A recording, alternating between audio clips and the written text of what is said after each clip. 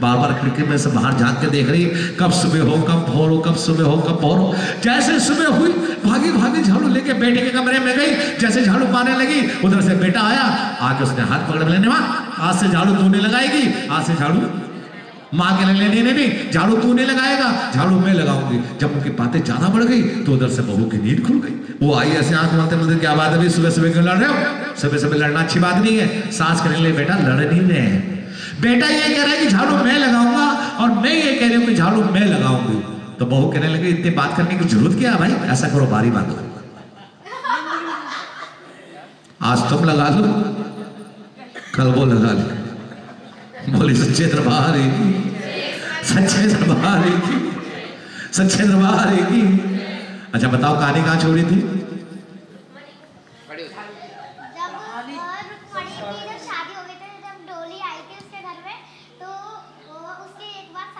अरे नहीं बेटा, मेन पॉइंट पे बताओ, मेन पॉइंट पे।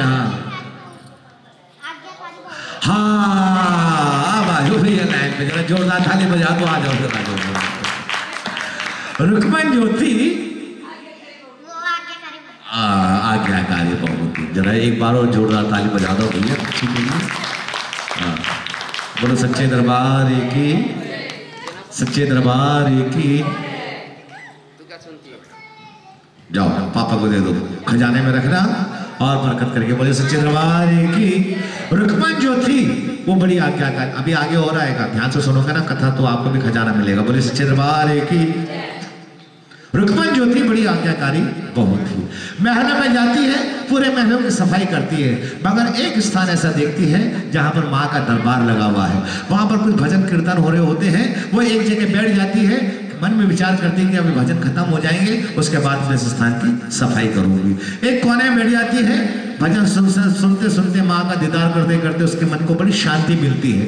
उसकी आंख बंद हो जाती है, जब आंख खोल के देखती है तो भजन कीर्तन वाले सब चले गए होते हैं। वो जगह खाली हो जाती है, तो उस स्थान की सफाई करने लगती है, मगर रुक जाती है। क्यों रुक जाती है? कि उसके मन में विचार आता है कि ये बड़ा पवित्र स्थान है जहाँ पर मेरे मन को इतनी शांति मिली है, तो मैं एक जगह को झाड़ू से सफाई नहीं करूंगी। झाड़ू को एक जगह रख देती है और अपने बाल खोल लेती है और अपने बालों से उस स्थान की सफाई करने लगती है। तो ये सारा दृश्य उसकी बड़ी बहन तारा महलों में से देख रही होती है और मन में विचार करती कि आज हमारे महल में ऐसी कौन सी भिल्ली आई है जिसके इतने ऊंचे विचार हैं कि उस स्थान को झाड़ू से सफाई नहीं करके अपने बालों से सफाई कर रही है। तो ये कोई भिल्ली नहीं हो सकती है, ये जरूर कोई पवित्र आत्मा है। जब वो ध्यान लगाती है तो उसके सामने सारा दृश्य आ जाता है कि ये तो मेरी जन्म जन्म की बिछड़ी हुई मेरी बहन रुक्मन है, रुक्मन है। और जब दो बहनें कई अरसे बाद मिलती तो कैसे मिलती है?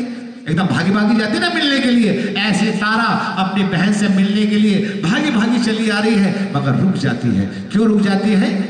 उसके मन में विचार आता है कि अगर मैंने इसको अपने गले लगाया और महलों में से अगर किसी ने देख लिया और किसी ने ये पूछ लिया कि इस बिल्ली से तेरा क्या रिश्ता है, तो मैं उसे क्या जवाब दूंगी? क्योंकि उस जमाने में ऊंच नीच को लोग ज्यादा मानते थे। बोली सच्चे दरबार की। हम लोग तो शहरों में रहते हैं ना, हमें इतना पता नहीं चलता, मगर आज भी ये प्रथा है। आप गाँव वगैरह में जाओ तो आपको वहां पर ये प्रथा आज मिलेगा। ऊंच नीच बहुत है वहां पर। बोली सच्चे दरबार की, सच्चे दरबार की। रुक्मन रानी के पास में आ जाती है, रानी से कहती है, रानी ये कौन सा स्थान है जहां मेरे मन को इतनी शांति मिली है? रानी कहती है, मेरी माँ वैष्णो का दरबार है। बोले यहाँ क्या होता है? बोले यहाँ पर मन की हर एक मुराद पूरी होती है। बोले ऐसी बात है तो जाओ माँ के सामने अरदास लगाओ कि मेरी शादी को इतना अरसा हो गया है, मेरी गोद खाली है, मेरी गोद भर दे। रानी रुक्मन को लेकर माँ के दरबार में जाती है। बोले जा माँ के सामने अरदास लगा। रुक्मन माँ के सामने अरदास लगाती है, माँ मेरी शादी को इतना अरसा हो गया है, अगर तू मुझे एक बेटा दे देगी तो मैं तेरे नाम का जागरण कराऊंगी। बोले सच्चे दरबार की। क्या कराऊंगी? जागरण कराऊंगी। और आने वाले ही समय में रुक्मन के घर में एक चांद सा बेटा पैदा होता है, मगर बेटी की खुशी में वो जागरण कराना भूल जाती है। 1 साल बीता, 2 साल बीता, जब 5-6 साल बीत जाते हैं, रुक्मन ने जागरण नहीं करवाया होता है, तो एक दिन क्या होता है, उसके बेटे को बुखार आ जाता है, उसके शरीर में लाल लाल दाने आ जाते हैं, जिसको हम लोग कहते हैं माता का प्रवेश हो गया है। बच्चा बुखार से तप रहा है, रुक्मन बेटे को लेके वेद हकीमों के पास भागी भागी जा रही है, मगर जो भी वेद हकीम उसके बेटे को देख रहा है, वो यही कह रहा है कि तेरा बेटा नहीं बचेगा, तेरा बेटा नहीं बचेगा। रुक्मन का रो रो के बुरा हाल है, बेटे को लेके भागी भागी महलों में जाती है, रानी के पास जाती है, रानी से कहती है कि रानी ये बेटा मुझे यहीं से मिला है, इस माँ ने मुझे बेटा दिया है, मेरे बेटे को ठीक कर।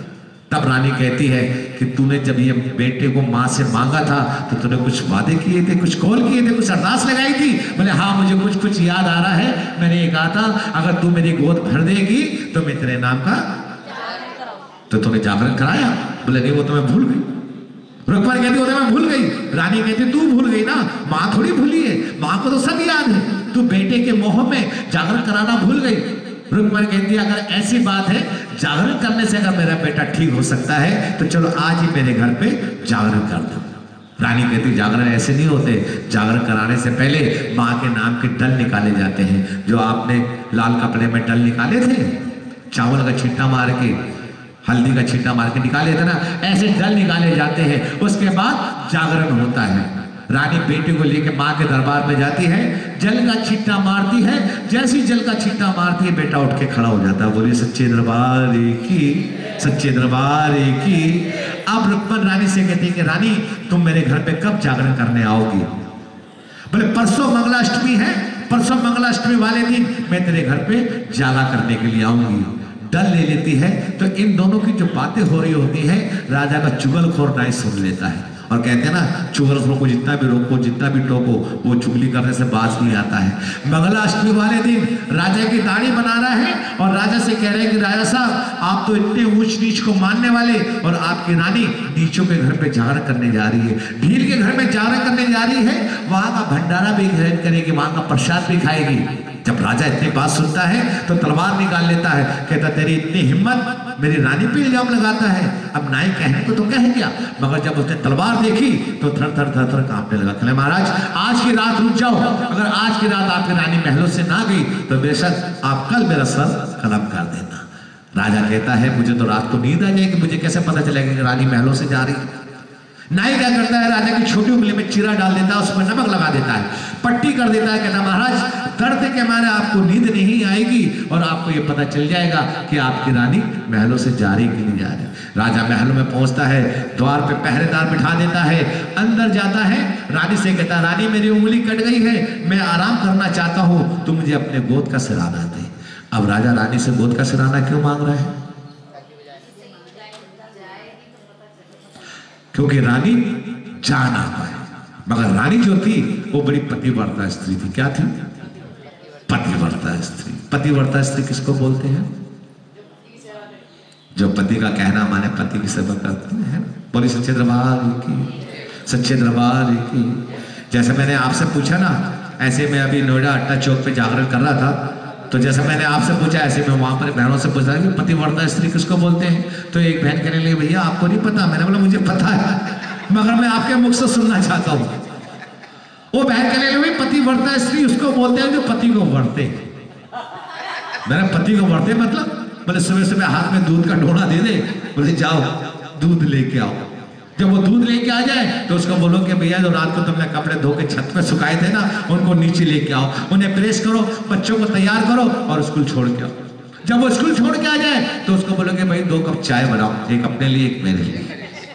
जितना पति को वर्तोगे उतना पति वर्ता। मैंने ऐसी बात नहीं है, पत्नी को पति वर्ता होना चाहिए और पति को पत्नी वर्ता होना चाहिए। तभी जो ये उम्र की लंबी गाड़ी होती है ना, ये छुक छुक छुक छुक करके चलती रहती है और बुढ़ापा कब आ जाता पता ही नहीं चलता। बोलिए सच्चे दरबार की, सच्चे दरबार की।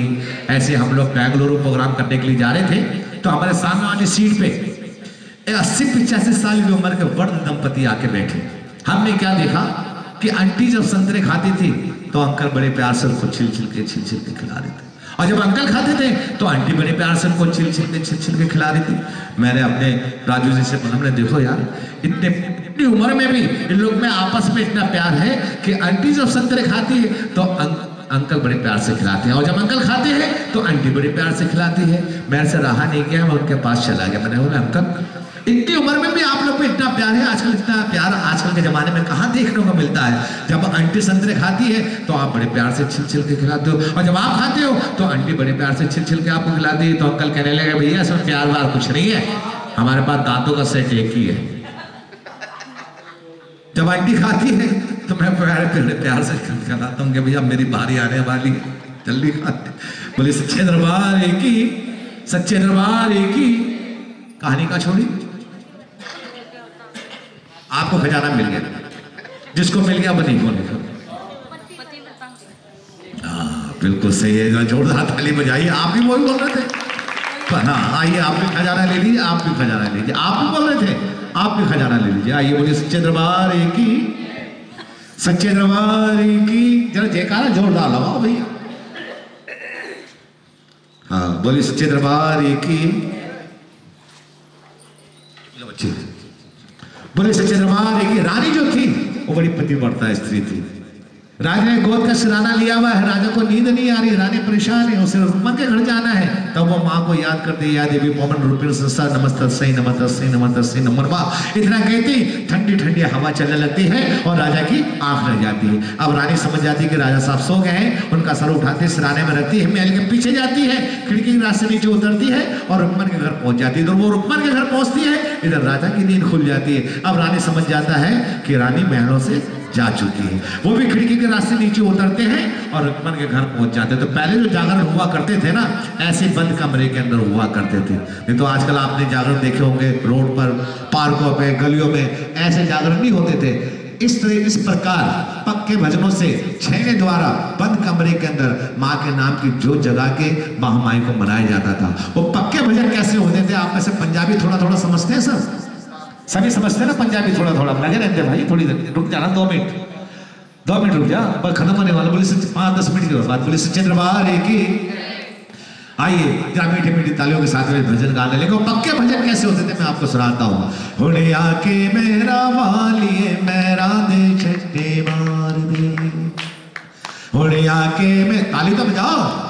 हुणे आके मेरा वालिए मेरा दे छट्टे मार दे, घर तेरे ते आनी खलोते, घर तेरे ते आनी खलोते, हो घर तेरे ते आनी खलोते, सड़ बिगड़े काज संवार दे। हुणे आके मेरा वालिए मेरा दे छट्टे मार दे, ना गुरु ज्ञान ना ध्यान लगाया, पंजा ठगाने फेरा पाया।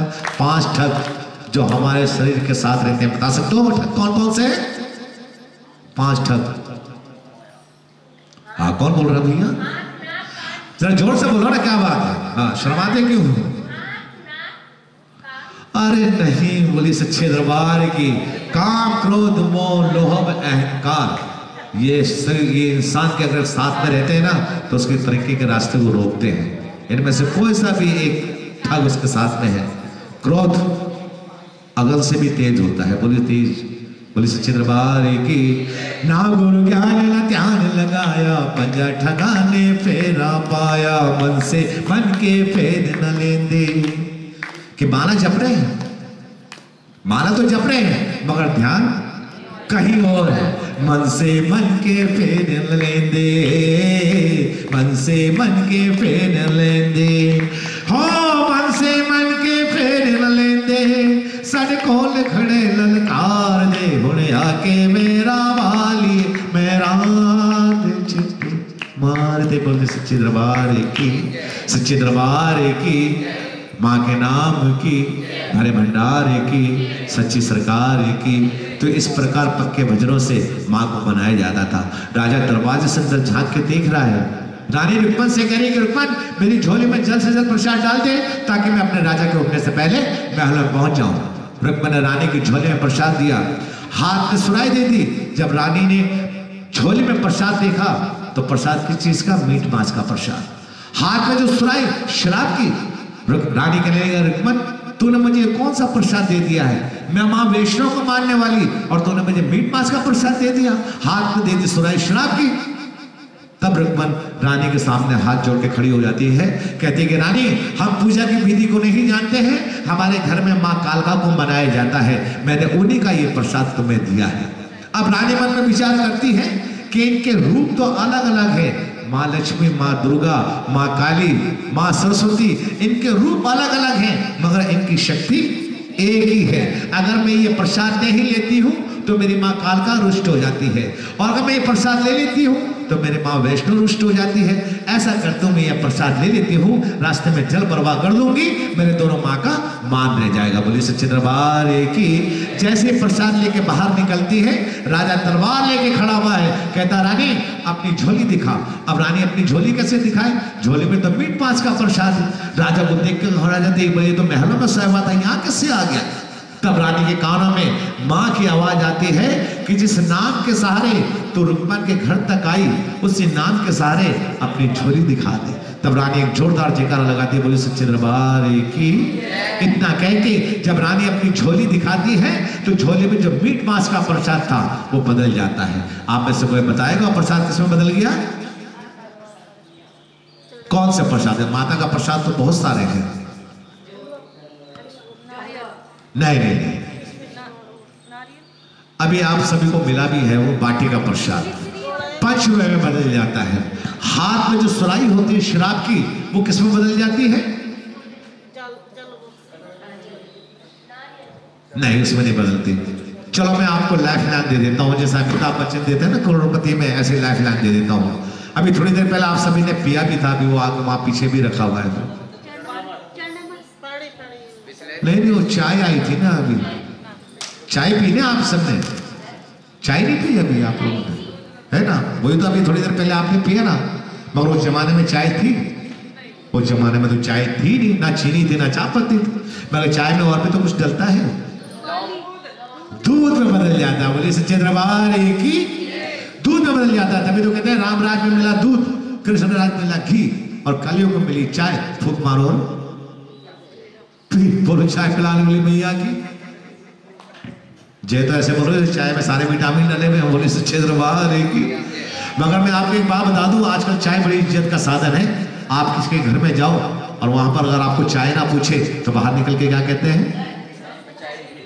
रत्ती भर भी इज्जत थी कि चाय तक नहीं पूछी, बोले सच्चे दरबार की। तो कलयुग में चाय पिलाने वाली मैया की। हाँ, तो दूध में बदल जाता है। राजा कहता है नहीं रानी, मैंने अपनी आंखों से तेरी झोले में मीट मांस का प्रसाद देखा, तेरे हाथ में जो सुराई थी शराब की मैंने अपनी आंखों से देखा है, तूने जादू से ये प्रसाद को बदल दिया। रानी कहती है राजा साहब, ये माँ का चमत्कार है। बोले तेरी माँ का चमत्कार है? तो ये चमत्कार एक बार फिर मैं देखना चाहता हूँ। रानी कहती है मेरी माँ का चमत्कार देखने के लिए आपको धार वाली तलवार पे चलना पड़ेगा, आपको परीक्षाएं देनी पड़ेगी। राजा कहता मुझे मंजूर है, मैं परीक्षा देने के लिए तैयार हूं, धार वाली तलवार पे चल लूंगा, मगर मैं ये चमत्कार एक बार फिर देखना चाहता हूं कि ये प्रसाद कैसे बदल जाता है। अब रानी समझ जाती है कि राजा को हट हो गया है। राजा को लेकर महल में पहुंचती है, माँ के नाम की जोत जगाई जाती है। आधी रात का समय जब बीत जाता है, जब भेंट चढ़ाने का समय आता है, तब रानी कहती है राजा से कि राजा साहब, संसार में जो आपकी सबसे प्यारी चीज है उसे माँ को भेंट चढ़ाओ। राजा कहता है संसार में जो मेरी सबसे प्यारी चीज है वो मेरा नीला घोड़ा है, जिसकी मैंने आज तक सवारी नहीं की। नीले घोड़े को लाया जाता है, उसके सर को धड़ से अलग किया जाता है और उसके पूरे शरीर को टुकड़े टुकड़े करके देख में चढ़ा दिया जाता है प्रसाद बनने के लिए। अब रानी कहती है कि राजा साहब जिस तन लागे वही तन जाने। घोड़ा आपको इतना कौन सा प्रिय था जिसका जाने का आपको इतना दुख होगा? इससे भी जो प्यारी चीज है उसे माँ को भेंट चढ़ाओ। तब राजा कहता है कि इससे भी जो प्यारी चीज है जिसे मैं अपनी जान से ज्यादा प्यार करता हूँ वो तो मेरा बेटा सुंदर है, जो मेरा कुल का दीपक है, मेरा बेटा सुंदर, बोले उसकी भेंट चढ़ाओ। जब राजा रानी के मुख से इतनी बड़ी बात सुनता है कि अपने बेटे की भेंट चढ़ाओ, तो राजा एक टक रानी को देखता रह जाता, कहता रानी तू कैसी माँ है, अपने बेटे की भेंट चढ़ाने के लिए कह रही? अरे माँ तो वो होती है अगर बच्चे को थोड़ा बुखार भी आ जाए तो भागी भागी वेदज्ञों के पास जाती है, मगर तू कैसी माँ है कि अपनी बेटी की भेंट चढ़ाने के लिए कह रही है? तब रानी कहती है कि राजा साहब, मैंने तो आपको पहले ही कहा था अगर मेरी माँ का चमत्कार देखना है तो आपको धार वाली तलवार पे चलना पड़ेगा। राजा कहता मुझे मंजूर है। अपने बेटे को आवाज लगाता है, बेटा सुंदर। बेटा महलों में से भागा भागा दौड़ा दौड़ा के राजा के सामने खड़ा हो जाता है। अब राजा तलवार चला रहा है और मन में विचार कर रहा है कि मैं तलवार चलाऊंगा, ये माँ की ममता है, मेरा हाथ पकड़ लेगी। तलवार चला रहा है और मन में विचार कर रहा है कि रानी आप रोक लेंगे, रानी आप रोक लेंगे, मगर रानी रोकती नहीं है और तलवार चल जाती है। बेटे का भी सर धड़ से अलग हो जाता है, उसके भी टुकड़े टुकड़े करके डेक पे चढ़ा दिया जाता है प्रसाद बनने के लिए। बोली सच्चे दरबार की। आपका हलवे छोले का प्रसाद तैयार है? हाँ, किसी को भेज के एक डोना प्रसाद मंगा लो। आप बैठे रहो, किसी को भेज दो, एक डोने प्रसाद लेके आ जाइए। भेंट भोग लगाने का समय है। रानी कहती है राजा साहब 5 थाल मंगाओ। राजा कहता 5 थाल काहे के लिए? बोले सच्चे दरबार की।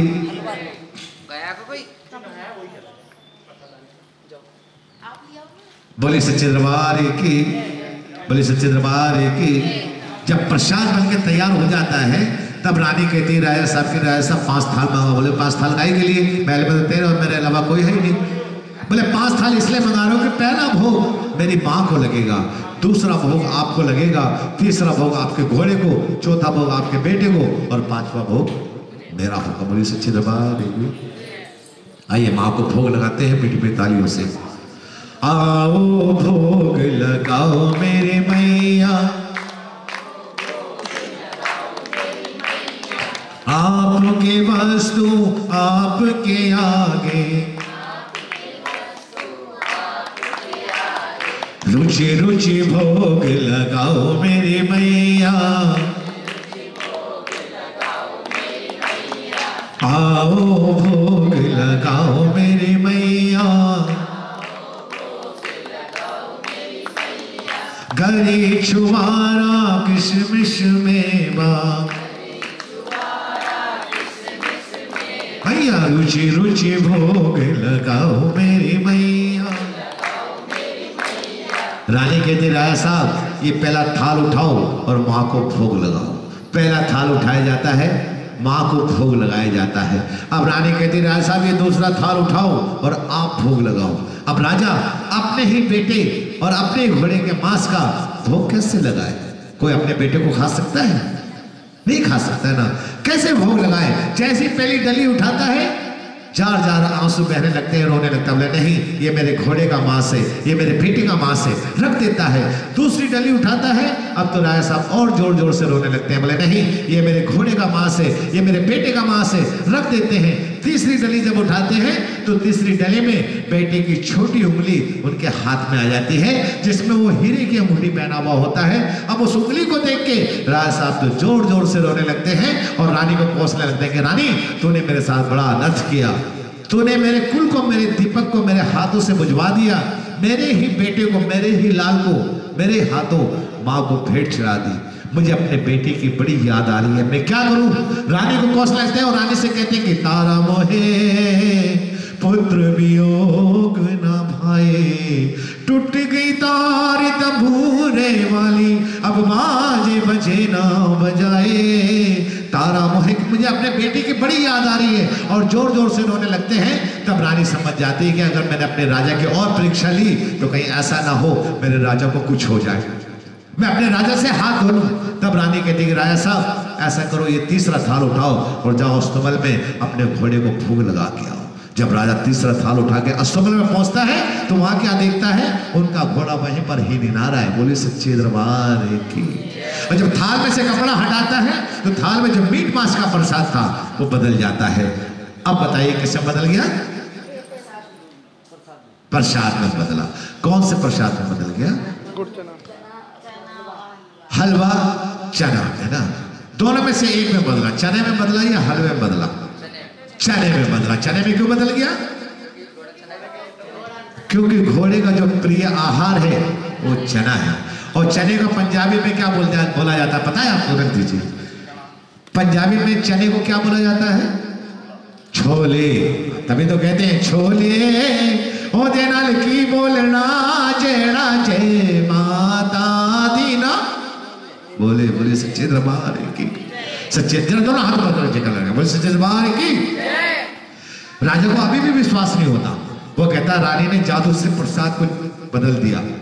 जादू से घोड़े को जिंदा कर दिया तो मेरे बेटे को भी जिंदा कर सकती है। भागा भागा रानी के पास में आता, रानी से कहता, रानी तुमने जादू से घोड़े को जिंदा कर दिया, जादू से प्रसाद को बदल दिया, मेरे बेटे को भी जिंदा कर। तब रानी कहती है, राजा साहब अपने बेटे को आवाज लगाओ। राजा पहली आवाज लगाता है, बेटा सुंदर, महलों में से कोई आवाज नहीं आती। रानी कहती है, राजा साहब एक आवाज और लगाओ।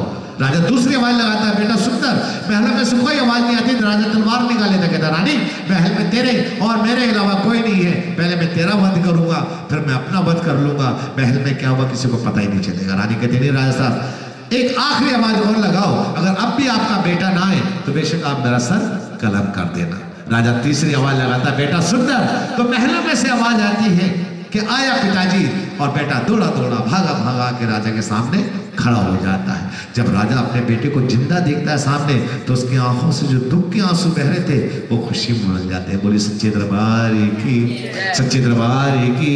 कहता, बेटा मैंने तेरे साथ बड़ा अनर्थ किया, तेरा सर धड़ से अलग कर दिया था, तेरे टुकड़े टुकड़े करके माँ को भेंट चढ़ा दी थी। तब बेटा कहता, पिताजी आपने मेरे साथ क्या अनर्थ किया? जो आपने भेंट चढ़ाई थी वो तो मेरी परछाई थी। अनर्थ तो आपने ये किया कि मैं तो अपनी माँ के गोद में बैठा हुआ था, जब आपने पहली आवाज लगाई तो माँ ने अपने गोद से मुझे नीचे उतार दिया। जब आपने दूसरी आवाज लगाई तो माँ ने लांगूर वीर जी को अपने पास बुला लिया, और जब आपने तीसरी आवाज लगाई तो माँ ने लांगूर वीर को आदेश दिया, बोले जाओ राजा को मैं घोड़ा पहले दे चुकी हूँ, उसके बेटे को भी उसके पास पहुंचा के आओ। आपने रात भर क्या किया? हाय मेरा घोड़ा, हाय मेरा बेटा। जो चीज आपने माँ से मांगा माँ ने आपको दे दिया, मगर माँ आपसे रुष्ट होकर चली गई। माँ को तो आपने एक दफे भी याद नहीं किया। हम लोग रात भर आपसे जयकारा क्यों बुलाते हैं? बोले सच्चे दरबार की। पता नहीं ऐसा कौन सा जयकारा माँ के कानों में पहुंचे और हम सबका बेड़ा पार हो जाए। बोले आपने रात भर क्या किया? हाय मेरा घोड़ा, आप तो माँ की परीक्षाएं ले रहे थे। हाय मेरा घोड़ा, हाय मेरा बेटा, जो माँ से आपने मांगा माँ ने आपको दे दिया, मगर माँ ने आपको यहाँ आके दर्शन नहीं दिए। अगर आप एक दफे माँ को याद करते तो माँ तो मुझे स्वयं यहाँ पर लेके आती और आपको दर्शन भी देती, मगर माँ आपसे रुष्ट होकर चली। माँ ने आपको दर्शन नहीं दिए। जब बेटे के मुख से इतनी ज्ञान की बात सुनी तो राजा ने अपना ताज उतार के उसके सर पर रख दिया और खुद चले गए जंगलों में। और कहते हैं वहां पर उन्होंने घोर तपस्या की, और आने वाले समय में माँ ने उनको वहां पर दर्शन दिए और उनको ये वरदान दिया कि जहां कहीं भी मेरे नाम का जागरण हो रहा होगा, वहां पर जब तक तारा रुकमन की कथा ना सुनाई जाएगी तब तक वो जागरण संपूर्ण नहीं माना जाएगा। जैसे हम माँ वैष्णो के दरबार पे जाते हैं तो वहां पर किसके दर्शन ना करें तो यात्रा सफल नहीं होती, भैरव बाबा की। ऐसी जागरण में जब तक तारा रुकमन की कथा ना सुनाई जाए तब तक वो जागरण संपूर्ण नहीं माना जाता। तो आपका जागरण संपूर्ण हुआ, कथा यहीं पर समाप्त होती है। माँ ने आपके जागरण को स्वीकार किया। विघ्न तो पड़े, बारिश भी हुई, मगर माँ ने आपको आश्रय भी दे दिया कि बैंकट के अंदर आप करवाओ, तो ऐसा कोई विघ्न भी नहीं पड़ा। हाँ थोड़ी लाइट चली गई थी, ऐसी कोई बात नहीं है। नहीं तो कभी कभी क्या होता है, खुले मैदानों में अगर ये जागरण होता तो आज जागरण नहीं होता। बोले सच्चे दरबार की, इसको विघ्न बोलते हैं। मगर आपका जो जागरण निर्विघ्न माँ ने स्वीकार किया। तो एक बार जरा दोनों हाथ ऊपर जयकारा लगाएंगे, बोले सच्चे दरबार की, सच्चे दरबार की।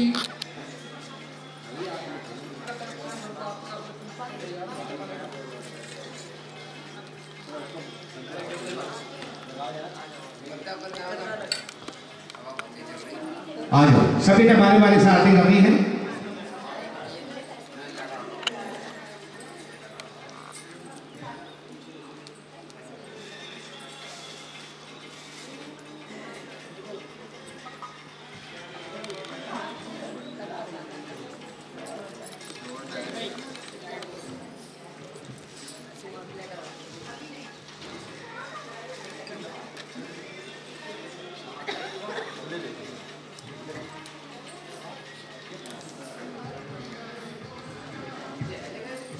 अब पर्सन बढ़ा लेना थोड़ा सा, बढ़ा लेना।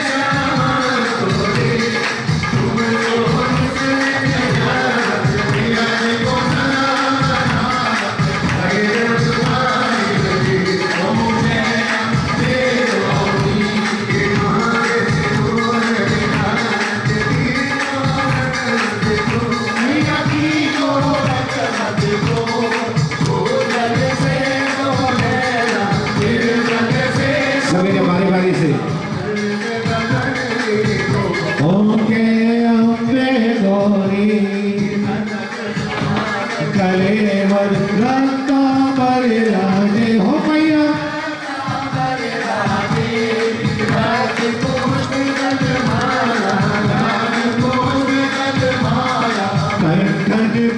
साखियों के अम्बे गोरी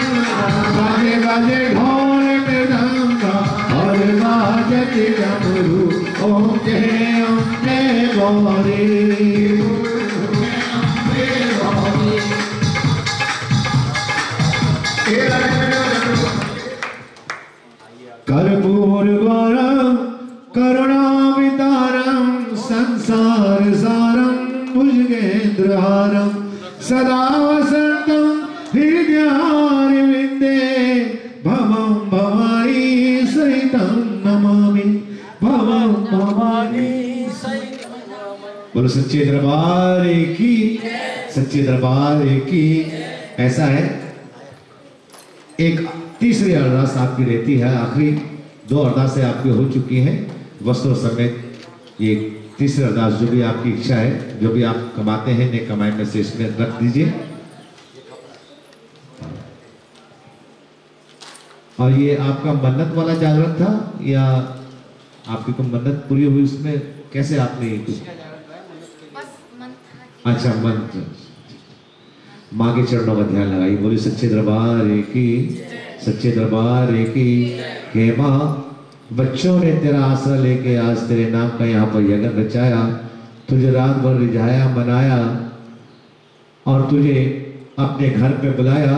अब विदा होते समय इनके सर पे मेहर वाला हाथ रखना, इनको आशीर्वाद दे के जाना। जैसे आज इन्होंने तेरे को बढ़ चढ़ कर यहाँ बुलाया, तुझे मनाया रिझाया, इसी प्रकार ऐसा इनको वरदान दे के जाना कि आने वाले समय में तुझे फिर याद करें और इससे भी बढ़ चढ़ कर तेरा यहाँ पर गुणगान करें। तो विदा होते समय इनके सर पे मेहरों का हाथ रखना, इनके घर में सुख का वास करना, दुखों का नाश करना और जाते समय विदा होते समय इनके सर पर मेहरों वाला हाथ रखना। बोल वस्त्रों समेत तेरे दर पर अरदास कराते हुए वस्त्रों समेत बोले सच्चे दरबार की, सच्चे दरबार की, सच्चे दरबार की। आइए पहले आप अपनी झोली भरा लीजिए और उसके बाद 5 कन्या 1 लोग, अगर अभी नहीं है तो उनके नाम का ढोने का प्रसाद निकाल लेना और उसमें अपने इच्छा अनुसार, अभी नहीं है ना तो उनके नाम का निकाल लेना। हो जाएंगे तो ठीक है, 1 लोगड़ा बिठा लेना अपने, अब तिलक करके पैरों को हाथ लगा के उसके बाद हलवे छोले का प्रसाद। ठीक है, आइए पहले अपनी झोली बढ़ा लीजिए। आइए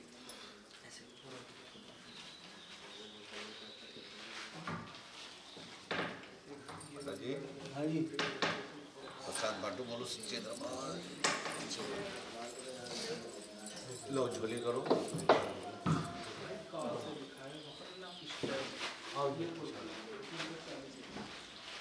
लेते जाओ जो भी सच्चे दरबार की।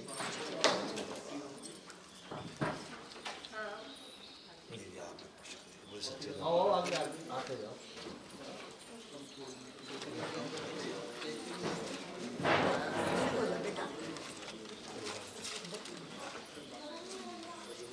आपके हिसाब से इधर इधर